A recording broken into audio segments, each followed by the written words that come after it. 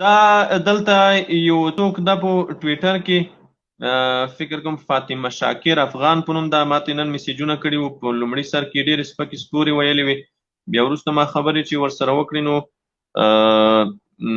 بیا نو یو څه احساسات کنټرول شول. نو ما ورته وویل چې تاسې کولی شئ چې زما نه پوښتنه وکوئ، معقول سوال وکوئ، زه به انشاءالله په حوصله تاسې ته ځواب ووایم. دا د سپکو سپورو ویلو نه، بد ردو ویلو نه څه شی نه جوړېږي. په دې موږ تاسې کومې نتیجې ته نشو رسېدلی. نو بیا یې لیکلي وو چې ښه، نو اول سوال یې دا دی چې تاسې مسلمان ولې وژنئ؟ بیا یې لیکلي وو چې تاسې دې وژنې ته جهاد وایئ، خو بیا خو پکار دا وه چې تاسو امریکایان مردار کړي وای، خو امریکایان خو تاسې مردار نه کړل، تاسې هغه څوک وژنئ چې هغه 15 وخته الله پاک ته سجده لګوي، هغه وژنئ.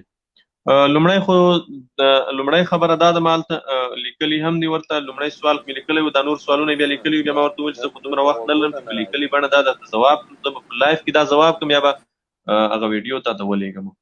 نو اوله اساسي خبره دا ده چې د ملي اردو یا د کمپاین یا د CIA د نورو مزدورانو مرګ چې ده، هغه په دې وجه واجب ده چې دوی د کافر سره د مسلمان په خلاف ولاړ دي، د هغې سره کومک کوي. کافر د مسلمان په کور خېژوي، د مسلمان د کور جاسوسي کوي ورته، د مسلمان د جنازې او د هغې جاسوسي کوي دوی ته. نو دا ځواب ما ورکړی. بیا دوی لیکلي دي تاسو اول چې کوم مسلمان د کافر سره مرسته کوئ مرګ یې واجب دی. نو یې لیکلي دي چې تاسو د امریکا په ډالرو د روس سره تاسو جهاد کولو، نو بیا خو تاسو د امریکایانو ملګري وئ، ستاسو مرګ هم واجب ده. دې ته به یو تفاوت زه څرګند کړم، هغه دا دی چې ګورئ، یو د استعانت د کافر نه ده، د بل کافر په ضد، یو د مسلمان په خلاف د کافر نه مرسته اخیستل دي. دا دوه جلا شیان دي او جلا حکمونه لري په شریعت کې. یو د روسان راغلي وو، د موږ هېواد خاوره اشغال کړې وه، په ټولو مذاهبو کې د ټولو امت په دې متفقه فتوا وه چې روسي اشغالګر په دې خاوره تېری کړی ده، د دوی په خلاف جهاد فرض ده.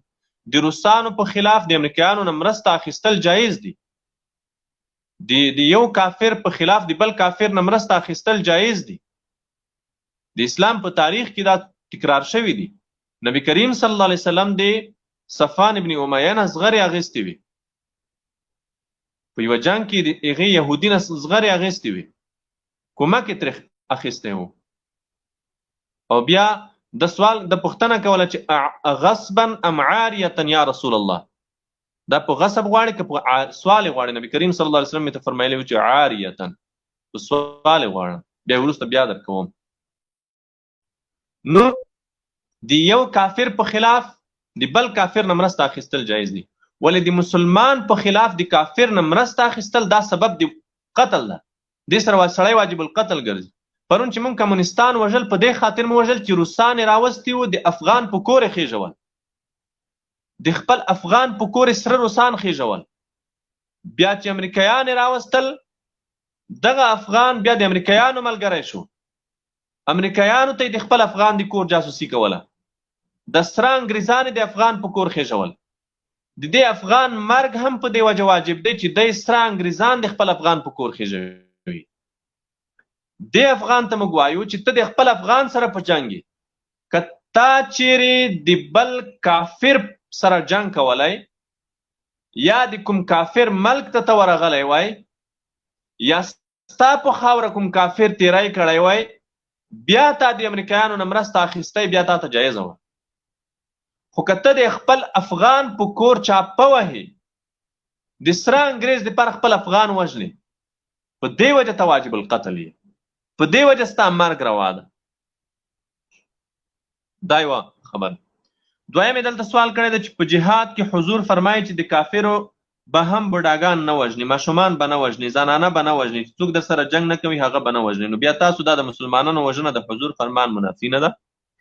دا جهاد کې خو رښتیا ده، سپین ږیری، ښځه، ماشوم دا په جهاد کې نه وژل کېږي، دې وژنه روانه ده، په قصدي ډول د دې وژنه روانه ده، په قصدي ډول. که چېرته په خطا کې ووژل شي، خطأ وژل شي هغه جلا حکم لري. په جهاد کې د ښځې ماشوم سپینګیري وژل، خو ښځه او ماشوم، ښځه او سپینګیری، هغه ښځه سپینګیره چې هغه اهل د مشورې نه وي، په جنګ کې مشوره چاته نه ورکوي، د هغې وژل نه دي روا. طالب په کوم ځای کې ښځه او سپینګیره او ماشوم وژلی دي؟ په قصدي ډول. که چېرته په کوم ځای کې داسې پیښه شوې وي په خطأ هغه جلا بحث ده، هغې سره جهاد نفي نه کېږي، جهاد نه باطلېږي. دې خلکو ته موږ وایو چې تاسې د دین نه ځان خبر کړئ، تاسې په دین کې یوه جمله زده کړې ده، د حدیث یوه جمله مو زده کړې ده، خو د حدیث په سیاق و سباق نه یې خبر. نبی کریم صلی الله علیه وسلم ته خالد ابن ولید رضی الله عنه راغلو، مشهوره واقعه ده. خالد ابن ولید رضی الله عنه په یوه غزا کې یو ځای کې کفار محاصره کړل، بیا هغوی کلمه وویله، د کلمې د ویلو نه وروسته بیا قتل کړل. کله چې خالد ابن ولید نبی کریم صلی الله علیه وسلم ته راغلو، قصه بیان کړه، عبدالله ابن عمر رضی الله عنهم په دې غزا کې موجود وو. نبی کریم صلی الله علیه وسلم ته فرمایل اللهم انی ابرأ الیک مما صنع خالد، خدای خالد چې څه کړی دی هغې نه زه بیزاري څرګندوم. په دې غزا کې چې کوم خلک د وژلي وو د هغې نه یې بیزاري څرګندوم، خو د خالد رضی الله عنه د جهاد د بطلان حکم یې ونه کړو چې ستا جهاد هم باطل و، تا چې په دې غزا کې کوم کافران وژلي دي هغه هم باطل دي، یا به ته جهاد ته هم نه ځې. نه، مسله زده کوئ، په حکم ځان خبر کوئ. په جهاد کې د بېګناه خلکو وژل ناروا دي، ولې دا په دې معنا نه ده چې دا جهاد باطل ده. په دې جهاد کې د سره انګریز وژل باطل دي، په دې جهاد کې د اردو وژل باطل دي، په دې جهاد کې د CIA د روزل شو ملیشو وژل باطل دي. نه، دا معنا نه لري. دا دوه پوښتنې. دریمه پوښتنه دا ده، دلته یو آیات هم راوړی دی، بل ځای نه کاپي کړی دی، ویقول الله عز وجل فی محکم کتابه انه من قتل نفسا بغیر نفس او فساد فی الارض فکانما قتل الناس جميعا ومن احیاها فکانما احیا الناس جميعا. دلته نفس بغیر نفس او فساد فی الارض اختیا ده، نفس پرته له نفس وژل یا د فساد فی الارض وجنه وژل، لکه ته چې د CIA په امر خپل افغان وژنې، دې ته فساد فی الارض یایي. ته د CIA په امر د خپل افغان په کور چاپه وهې، طالب یا د افغان ملت په دفاع لګیا ده، د ځان په دفاع لګیا ده.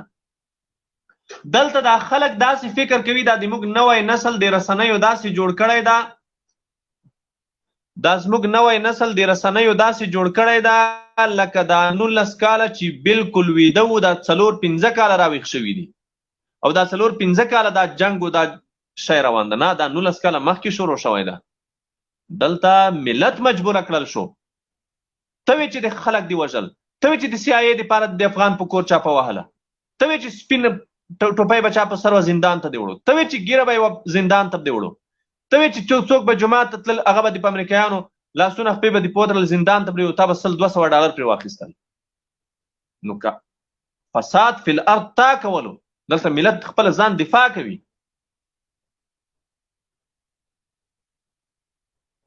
او دغه یو څه سوالونه ما دلته ځواب کړل، او بلې لیکلي دي چې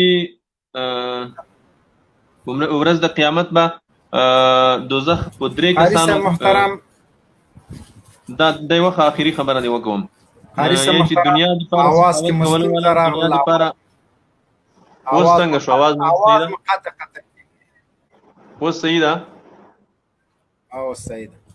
نو د آخري سوال دا ده، صحیح ده قاری صاحب مهرباني دا یې چې حضور پاک فرمایي چې په ورځ د قیامت به دوزخ الله په 3 کسانو ګرموي: دنیا د پاره سخاوت کولو والا، دنیا د پاره خپل علم خرڅولو والا عالم، دنیاوي مقاصد د پاره جنگیدو والا مجاهد. نو د لیکل دي چې محترمه د 3م نمبر کې ځان مراولې او د سړی بچای شي الله نه ویریږي. نو دې ته به وایو چې دا د حدیث نه تاسو ځان پوي کوي. نبی کریم صلی الله علیه وسلم داسې فرمایي، دا د ابو هريره رضی الله عنه حدیث ده. دا حدیث داسې ده چې قیامت پر ورځ به الله تعالی 3 کسان راولي. یو به هغه څوک وي چې هغه عالم وي، بل به مجاهد وي، بل به سخی وي مالدار سړی وي. خو د اخرین خبره کوم مجاهد ته الله تعالی وایي چې تا د چی لپاره جهاد کړی و؟ دی به ورته وایي چې یا الله تو د پوره مې جهاد کړی و. الله تعالی به ورته وایي چې کذبت، دروغ دی ویل. ملائک به ورته وایي چې کذبت، دروغ دی ویل. تو جهاد دې لپاره کړی و چې خلک تو ته شجاع وایي، زړور دي ته وایي. وقد قیل لك، هغه تو د پوره ویل شوي دي. الفاظ د حدیث داسې دي. د خلکو نه مونږ خواهش دا کوو چې حدیثو کې تحریف مه کوئ، دین مه تحریفوئ، دین مه بدلوئ، د دین د بدلولو کوشش مه کوئ. حدیث داسې نه ده، حدیث کې داسې نه دی وشوی چې دنیاوي مقاصدو دپاره جنګېدو والا. دا د کوم ځای نه راوړل، دا د کوم حدیث کې لیدلی دي؟ حدیث کې داسې راغلی دی چې هغه څوک چې هغه د ریا دپاره جنګ کوي، د دې دپاره چې ته شجاع ویل شي، هغه څوک دا الفاظ نه دي راغلي. او د دنیاوي مقاصد دپاره جهاد کول جایز نه دي، صحیح ده. خو که یو څوک وایي چې جهاد د قدرت دپاره نه کیږي، دا غلطه خبره ده. موږ جهاد د قدرت دپاره کوو، موږ جهاد د اسلامي نظام دپاره کوو. موږ جهاد د ملت جهاد کړی د قدرت او نظام د اشرف غني او ټامیانو ته وسپارل شي؟ نه، قطعا.